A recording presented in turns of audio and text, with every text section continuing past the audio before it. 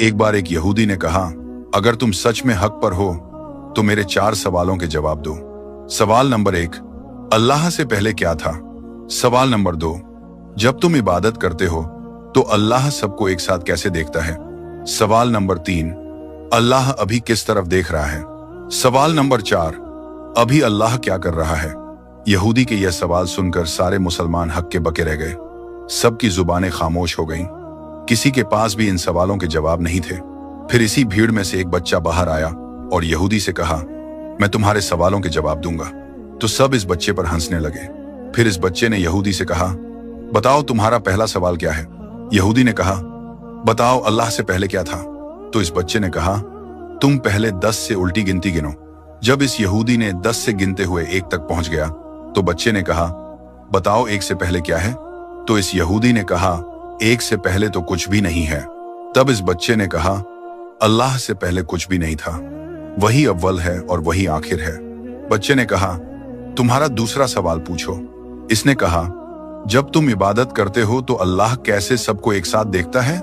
इसके जवाब में बच्चे ने यहूदी से कहा, एक बर्तन में पानी लाओ।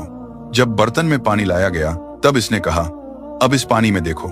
जैसे तुमने इस पानी को देखा और जैसे सूरज की रोशनी एक साथ लाखों घरों में पहुंच जाती है, वैसे ही अल्लाह अपनी शान के मुताबिक हर बंदे को एक साथ देखता है। फिर इस यहूदी ने कहा, मेरे तीसरे सवाल का जवाब दो। बताओ कि अल्लाह अभी किस तरफ देख रहा है? तो इस बच्चे ने कहा, एक मोमबत्ती लाओ। फिर कहा, अब इस मोमबत्ती को जला दो। फिर मोमबत्ती जलाई गई। फिर इसने यहूदी से कहा, अब बताओ कि मोमबत्ती किस तरफ जल रही है? तो यहूदी ने कहा, यह तो सभी दिशाओं में बराबर से जल रही है। तब इस बच्चे ने कहा, ठीक ऐसे ही अल्लाह भी एक वक्त में हर तरफ होता है, जैसा कि उसकी शान के लायक है। फिर इसने कहा, बताओ तुम्हारा चौथा सवाल क्या था? तब यहूदी ने कहा, बताओ अल्लाह अभी क्या कर रहा है? तो बच्चे ने कहा, इसके जवाब के लिए तुम्हें मुझे इस कुर्सी पर बैठने देना होगा। फिर वह यहूदी इस कुर्सी से उतर गया और बच्चा इस कुर्सी पर बैठते ही बोला, अल्लाह ने अभी अभी तुम्हें इस कुर्सी से उतार कर मुझे इस कुर्सी पर बिठा दिया है। ठीक ऐसे ही अल्लाह हर लम्हा किसी न किसी काम में है। किसी को पैदा कर रहा है, किसी की रूह कब्ज कर रहा है, किसी को इज्जत दे रहा है और किसी को झलत। फिर यहूदी हैरान होकर बोला, वल्लाह यही सच्चा मजहब है। क्या आप जानते हैं वह बच्चा कौन था? कहा जाता है कि वह इमाम आजम अबू हनीफा थे। एक आदमी कई साल मेहनत करता रहा और जो भी पैसे कमाता अपनी बूढ़ी माँ को भेज देता।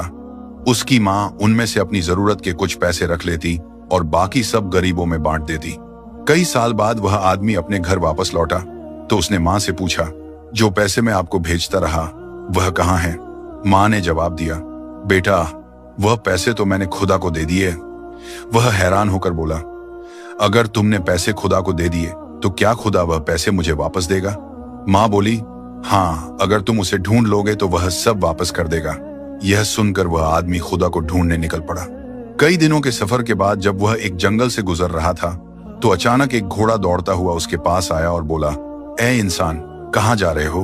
मुसाफिर ने जवाब दिया, खुदा को तलाश करने जा रहा हूँ। घोड़े ने कहा, अगर तुम्हें खुदा मिल जाए तो उससे पूछना कि मैं इतना कमजोर और डरा हुआ क्यों रहता हूँ। मुसाफिर ने वादा किया और आगे बढ़ गया। कुछ दूर जाने के बाद वह एक पेड़ के नीचे आराम करने बैठा। अचानक पेड़ की तरफ से आवाज आई, ए मुसाफिर, कहाँ जा रहे हो? मुसाफिर बोला, खुदा को ढूंढने जा रहा हूँ। पेड़ ने कहा, अगर तुम्हें खुदा मिल जाए तो उससे पूछना कि मेरा तन्हा क्यों सूखता जा रहा है, मेरे पत्ते क्यों झड़ रहे हैं और मैं बेजान क्यों होता जा रहा हूँ। मुसाफिर ने पेड़ से भी वादा किया और आगे चल पड़ा।